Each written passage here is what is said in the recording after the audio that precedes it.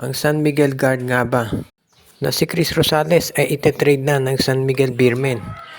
Isa ito dito sa mga lumalabas na espekulasyon ngayon dahil marami nakakapansin na hindi na ito masyadong ginagamit nitong si Coach Peter Martin.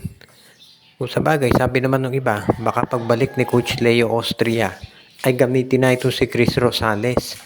Pero sa tingin nga nila, hindi naman yan guarantee dahil meron nang bagong mga guards na ginagamit itong San Miguel. At iyan ay ito si Paulo Hernandez at itong si Jerica Hanmisi.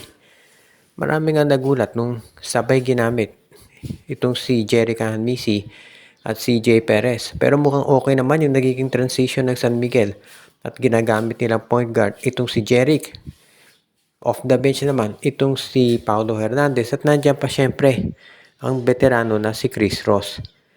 Kaya nga ngayon, ang usap-usapan nga baka ito si Chris Rosales since parang wala na siyang lugar dito sa San Miguel dahil tatlo na yung point guards sa San Miguel. Si Hanmisi, si Hernandez at itong si Chris Ross. Baka hindi na talaga ito magamit.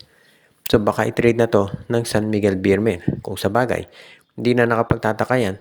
Dahil itong San Miguel naman, always siya naghahanap ng mga bagong players na pwedeng mailagay doon sa roster nila. At dito si Chris Rosales, matagal na rin napapabalita na baka i-trade yan. Ang tanong na lamang kung saan team ito dadalhin ng SMB at kung sino kukuha dyan. Posible na yung huli nilang nakalaban na Titan Ultra na naghahanap din daw ng mga bagong point guards na pwedeng tumulong dito kay Fran Yu. Kaya nga sa tingin ko, baka nga ito gawin ng San Miguel at dalhin ito si Chris Rosales sa Titan Ultra kapalit ng isang draft pick. Sa bagay, itong San Miguel, sabi nga nung mga insiders, hindi naman nangangailangan ng additional pang talent. So baka draft pick na lang for the future ang kanilang kunin. Samantala naman, ang isa pa nating mababalita ngayon na ito raw Blackwater Bossing at itong MVP Group ay pinag-iisipan kung gagawa sila ng transaction, no? In particular daw, itong Blackwater Bossing gusto raw ma-acquire itong si Jason Brickman mula dito sa Meralco Bulls at baka yan ang maging kapalit naman nitong si Dalf Panopio. Isa lamang yan doon sa mga teams na gustong makausap ng Blackwater. Bukod dito sa pagkuha kay Jason Brickman, ang isa pa rin daw doon sa mga tinitignan daw nila. Baka daw dito naman sa koponan ng Terra Firma ay ma-acquire naman daw nila itong first round draft pick ng Jeep, yung pang number 5. Baka yan daw yung gustong kunin ng Blackwater. Parang ito yung senyalis talaga na itong Blackwater, mukhang ayaw nang maging tinatawag na farm team. At gusto na talaga nila na ipakita sila seryoso na manalo. Yung pagkuha dito sa kay Jason Brickman at sa first round draft pick ng Terra Firma ay isang senyalis talaga na magiging malakas na itong Blackwater. Kung sa bagay, hindi naman tayo magtataka dyan dahil yung management nila parang seryoso nga dito.